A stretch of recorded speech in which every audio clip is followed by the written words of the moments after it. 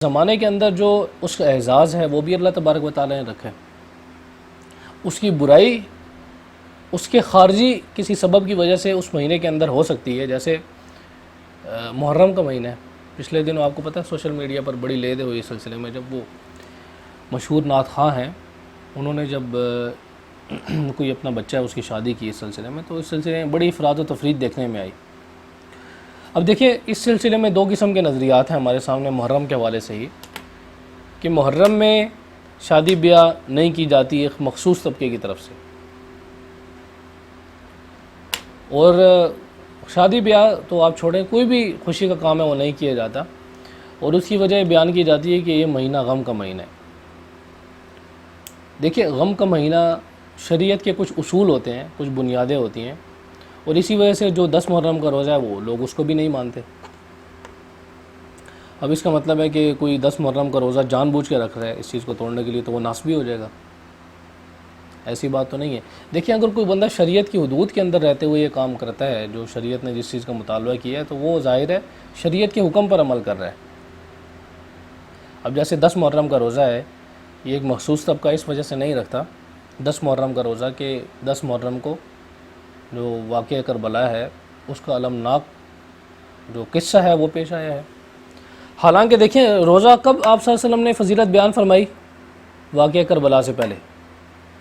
اس کے بعد جب یہ فضیلت آپ صلی اللہ علیہ وسلم نے بیان فرمائی، دین اس کے بعد کامل ہوا یا نہیں ہوا؟ کامل ہو گیا تھا. خطبہ حجۃ الوداع میں آپ صلی اللہ علیہ وسلم نے کیا ارشاد فرمایا تھا کہ الیوم اکملت لکم دینکم واتممت علیکم نعمتی ورضیت لکم الاسلام دینا، کہ آج کے دن میں نے تمہارے لیے دین کو کامل کر دیا ہے اور میں تمہارے لیے دین اسلام سے راضی ہوا، تمہارے لیے اس کو پسند کیا.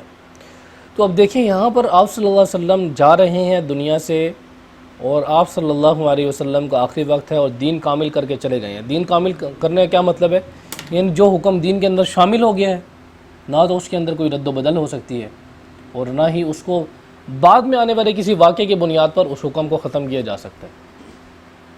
اب جو ایک مخصوص طبقہ ہے جو شہادت حسین اور غم حسین کے علم بردار ہیں، وہ یہ بات کرتے ہیں کہ یہ تو آپ صلی اللہ علیہ وسلم نے خوشی کی وجہ سے روزہ رکھا ہے، تو اب خوشی کا نہیں غمی کا مہینہ ہے. دیکھیں میں آپ کو ایک اور بات بتاؤں کہ 10 محرم کو حضرت 10 محرم کی فضیلت پہلے سے چلی آ رہی تھی. یہ کوئی خاص مخصوص فضیلت نہیں ہے کہ جو یعنی جس تاریخ میں حضرت حسین رضی اللہ تعالیٰ عنہ کی شہادت ہوئی اور اس وجہ سے یہ 10 محرم کے دن کو کوئی مخصوص دن بنا لیا گیا، بلکہ 10 محرم کا دن پہلے سے ہی معزز تھا اللہ تبارک و تعالیٰ کے نزدیک. 10 محرم کے دن بہت سارے بڑے بڑے کام ہوئے. 10 محرم کے دن اللہ تبارک و تعالیٰ نے حضرت موسیٰ علیہ السلام کو فرعون سے نجات دی ہے. 10 محرم کے دن اور بھی کافی سارے کام ہوئے. بہرحال روایات میں آتے ہیں مختلف، لیکن کچھ کمزور روایات ہیں اس سلسلے میں، کچھ صحیح روایات ہیں، لیکن اوورآل ان روایات سے ثابت ہوتا ہے کہ جو 10 محرم کا دن ہے اس کو اللہ تبارک و تعالیٰ نے فضیلت عطا کی ہے پہلے سے ہی. تو حضرت حسین رضی اللہ تعالیٰ عنہ کا اس دن کے اندر شہید ہونا ان کی فضیلت کا باعث ہے. اب لگتا ہے بات جو ہے نا وہ کلیئر ہوئی ہوگی کہ حضرت حسین رضی اللہ تعالیٰ عنہ کی جو شہادت 10 محرم کے دن ہوئی ہے وہ کس چیز کی طرف ہے؟ یعنی اللہ تبارک و تعالیٰ نے حضرت حسین رضی اللہ تعالیٰ عنہ کو یہ اعزاز بخشا کہ اتنی بڑی فضیلت کا دن جو کہ اللہ تبارک و تعالیٰ کے نزدیک ہے، مہینوں کا سردار ہے نا، تو اس دن اور اس مہینے میں حضرت حسین رضی اللہ تعالیٰ عنہ کو شہادت نصیب فرمائی ہے. تو حضرت حسین رضی اللہ تعالیٰ عنہ کی شہادت کی وجہ سے اس دن کو غم کا دن نہیں قرار دیا گیا، بلکہ اس دن کی فضیلت کی وجہ سے حضرت حسین رضی اللہ تعالیٰ عنہ کی شہادت کی ایک اور وجہ اس کے اندر جب آئی تو ان کی فضیلت اور بڑھ گئی. تو اس سے یہ ثابت نہیں ہوتا کہ ان کی شہادت کی وجہ سے جو احکام پہلے سے ہی تھے وہی تبدیل ہو جائیں. جو حکم پہلے سے تھا، روزے کا حکم تھا، وہ اپنی جگہ باقی رہے گا. ٹھیک ہے، دین تو پہلے کامل ہو چکا تھا.